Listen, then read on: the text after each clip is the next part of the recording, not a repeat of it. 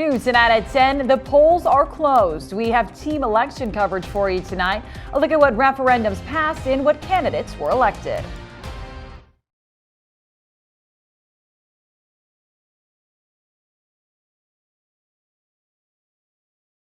And I was like, oh no. No, you are good. Zoom. That's cool. That's where I should stand. Oh, kind of right in these little. There. Yeah. I like that. That looks cool. And then there'll always be just like this, so you can reference on either side. Would almost have just looked better with just 1, like 2, 3. an American flag behind her instead of the election 2021. Because it's so much. Yeah. Testing, 1, 2, 3. Okay. Yeah. Otherwise, I like it. I just wish it wasn't like the logo behind you. Because it looks so busy otherwise, but it's. I can do whatever. Walk. We walk to there. Okay, I can do that.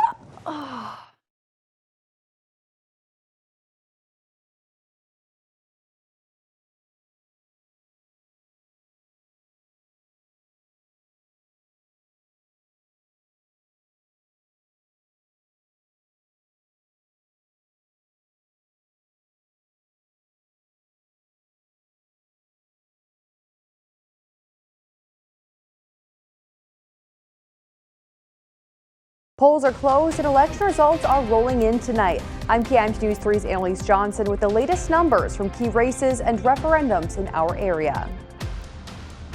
1, 2, 3 strikes you're out, but not for families in Byron this evening. I'm KIMT News 3's Alec Lasham, live with the latest on the school district's referendum. And it certainly was another chilly day across the area, but don't worry, we got a nice warm-up in store as we head towards the weekend. A full look at that is coming up. KIMT News 3, coverage you can count on. This is KIMT News 3 at 10. Thanks for joining us for KIMT News 3 at 10. I'm Katie Lang. The polls have closed tonight after voters across Minnesota and Iowa turned out to decide key local races that'll shape city government and schools for years to come. KIMT has team coverage tonight of all the top races in our area, with Annalise Johnson breaking down results here in studio. Alec Lasham is talking to voters in Byron. Alex Jurgens is at the polls in Mason City, and Anthony Monzon is looking ahead to 2022. First tonight, we're going to turn things over to Annalise for the latest election results from some big referendums and races in our area. Annalise? Yep, Katie, I have the latest updates for you. Here's what we know so far. Let's start with some races in Mason City. Tom Toma and Troy Lievenhagen running for Mason City School, which at 64%. Toma is leading with Lievenhagen at 36%. And moving on to the school district at large to fill a vacancy seat, that is Peterson Jean-Pierre, who is leading at 75%, with Christy Tass at 24%, but she has withdrawn from the race. And moving on to some of the referendums in southeastern Minnesota, we are still waiting on Albert Lee's results to their one-question levy vote. If it passes, taxes will not rise, and if it does not pass, the district will lose $2 million in revenue for the next year. And now taking a look at Chatfield, according to preliminary data, that has passed at 73% with voting yes and with 27% voting no. On to Byron Public Schools referendum. Again, preliminary numbers show that both questions have passed. For question 1, which focused on school facility updates, that passed with 64% voting yes. Question 2 passed by a narrower margin with 53% voting yes. This is for updating school athletic facilities and building an auditorium. Back to you, Katie. All right, thanks, Annalise. And speaking of Byron, KIMT News 3's Alec Lasham was at the polls earlier today, speaking with voters about the referendum. He joins us live tonight from Byron Middle School. Alec? Katie, the phrase "the third time is the charm" could not be more true than tonight for Byron Public Schools. Preliminary results show that the Byron Public School referendum was approved by voters. Byron Public Schools has been pushing this referendum since May 2020, when a measure to approve 58 million failed. The passage of both questions on Byron's referendum ballot will authorize 44 million for updates to the district administration and community services building, as well as a new auditorium and updated athletic facilities. One Byron voter says she moved to the city specifically for its education system. We moved to Byron for the school systems. I have 4 kids, 7 and under, so really any improvement to the school systems I think would be great for the community. In an email this evening, Superintendent Mike Newbeck said he hailed the passage of the 2-question referendum, saying that construction will be built to the highest of quality. Live in Byron, Alec Lasham, KIMT News 3. Thanks, Alec. Folks can check out Byron's predictive tax table to figure out how much they will pay per year in taxes. It'll be posted with this story online at KIMT.com. Let's take a live look now over downtown Rochester. Another cool fall evening out there as temperatures taking another dip tonight. KIMT Storm Team 3 Chief Meteorologist Aaron White joining us now. And Aaron, are you tracking a warm up in sight? Yeah, we actually do have a warm-up coming our way as we get towards the weekend. Just got to deal with another chilly day for tomorrow and even tonight as our temperatures are dipping down below freezing. Many of us are already into the 20s this hour. Looking back at today, we made it up into the 40s. Really not much to talk about. It was a chilly day. 44 the high in Mason City, 43 Austin, 43 in Rochester as compared to that average high of 49. And now it's chilly down in the 20s. 24 Mason City, 28 there in Albert Lee. We got 33 in Rochester and 29 in Preston. Live look at Mason City showing clear skies and light winds. Rather chilly though, 24 degrees, 33 in Rochester. And as you're heading out the door tomorrow morning, kids going off to school, we got 25 degrees for the morning, into the 40s by the afternoon. Before we're talking about a nice warm up coming up for the weekend, and a full look at that is coming up in the 7-day forecast. All right, thanks, Aaron. Well, we're learning more about a large shed fire in Orinoco. The Pine Island Fire Department says it happened in the 8500 block of 11th Avenue Northwest. Officials say part of the shed's roof collapsed shortly after firefighters arrived. The shed and its contents are considered a total loss. A damage estimate is right now set at about $800,000. The state fire marshal's office is investigating the cause. The City of Rochester's Parks Department is developing its deer and geese management plans for next year. So far, staff are recommending management practices endorsed by the Humane Society, including Goose Egg Adeline at Silver Lake, Cascade Lake, Soldiers Field, and Foster Aaron Park. The Parks Department is still considering developing a plan to control the local deer population alongside other city departments. Minneapolis voters are deciding the fate of the Minneapolis Police Department. The latest results in what this could mean for the future of policing.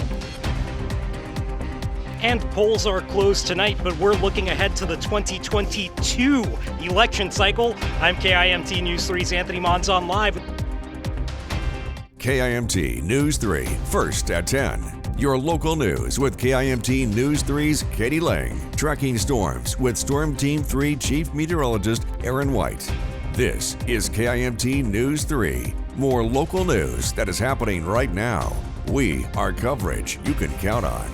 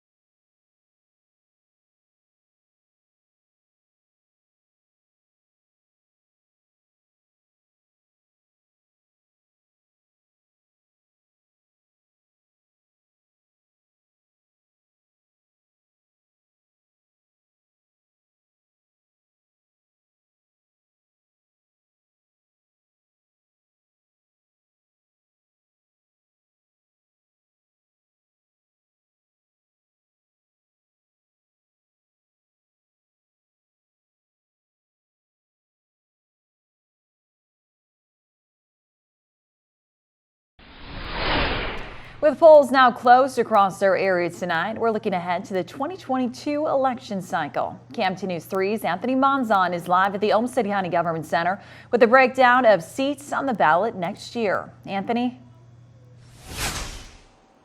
Well, Katie, it won't be long before yard signs with the names of political candidates start popping up all across our area. At this time next year, we'll be reporting results of races big and small across southeast Minnesota. And by the way, in 2022, there's going to be more names on the ballot than usual.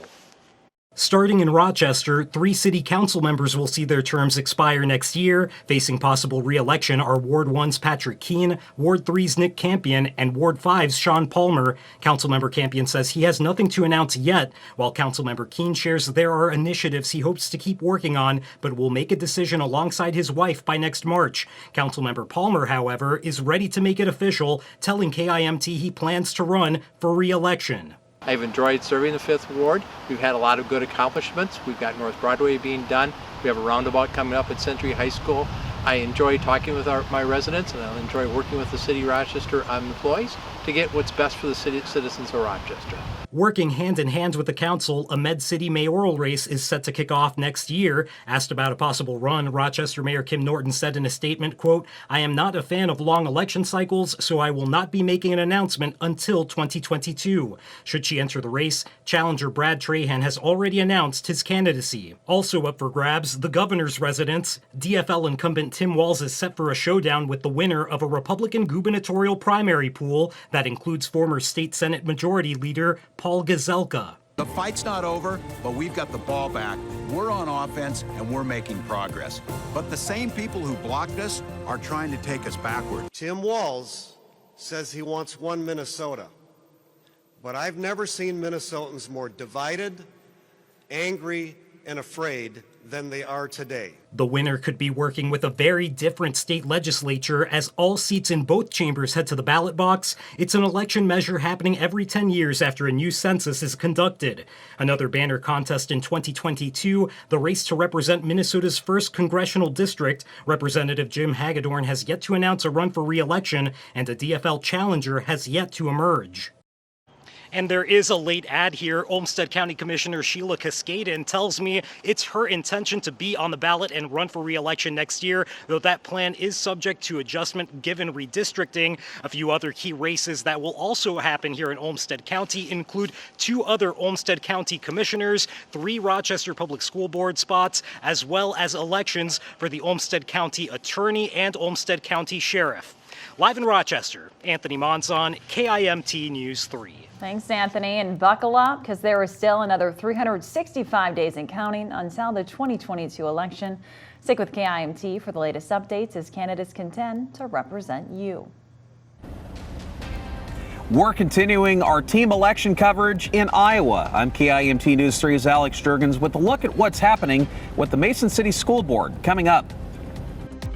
And we do have another chilly day on the books for tomorrow as we're tracking temperatures in the 40s, but don't worry, there's a nice warm up in store as we head towards the weekend. A full check of the 7-day forecast is coming up here after the break.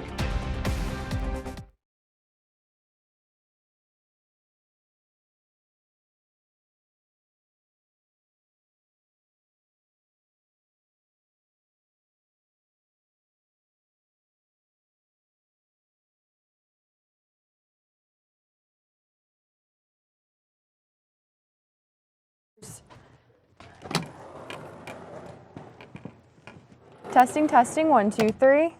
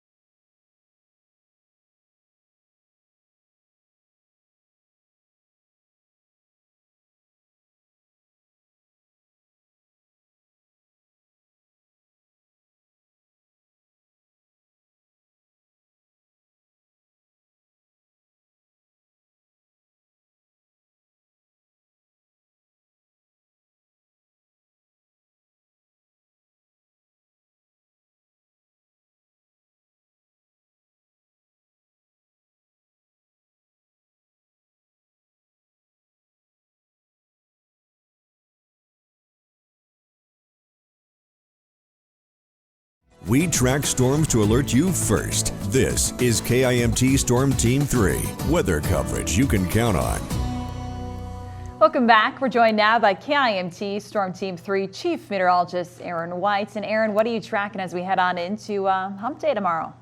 I will say we got another chilly day on tap as we head into tomorrow, but at least it's going to be just one more day before we see a nice warm up. Tomorrow's going to be sort of the beginning of it as we're going to see more the wind out of the south, and that's going to help to boost our temperatures up maybe a couple more degrees from today, but very similar conditions all in all before we see even milder conditions heading towards the weekend.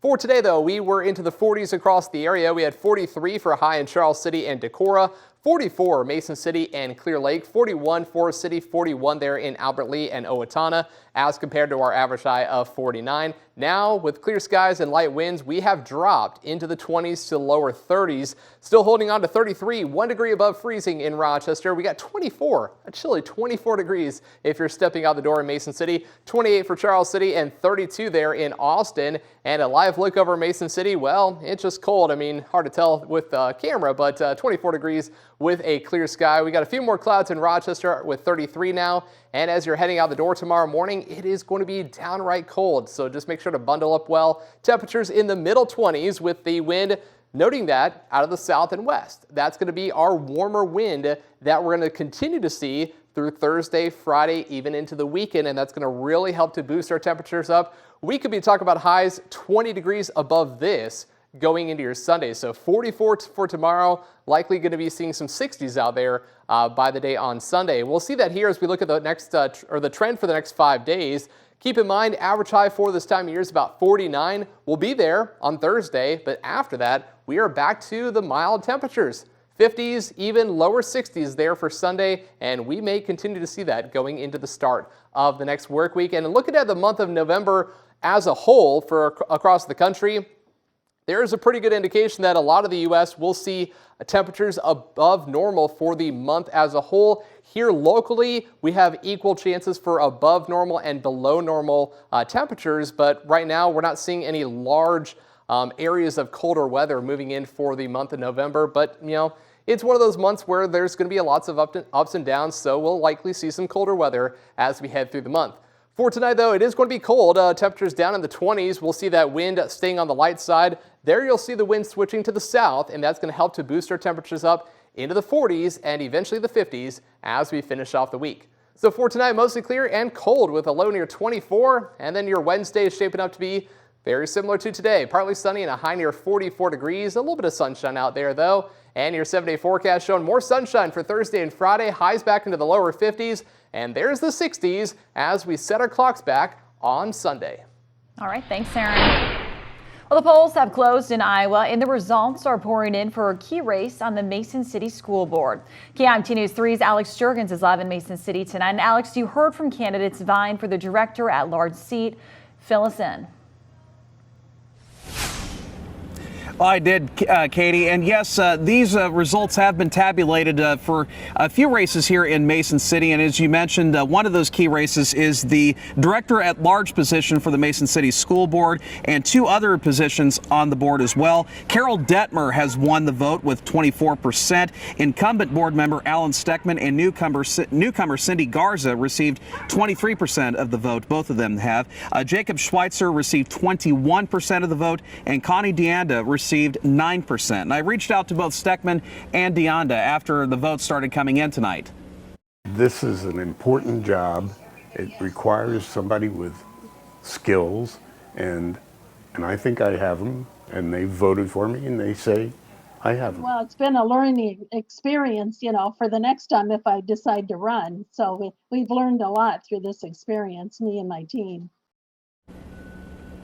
Now, another school board race up for grabs tonight, a position to fill a vacancy. Incumbent Peterson Jean-Pierre received 76% of the vote. Christy Tast received 771 votes, despite previously announcing that she would be dropping out of the race and would not be running. This happened just a few months ago. Live in Mason City, Alex Jurgens, KIMT News 3. Thanks, Alex. Now, some other Mason City races being decided tonight include the City Council at Large, which Annalise Johnson is following.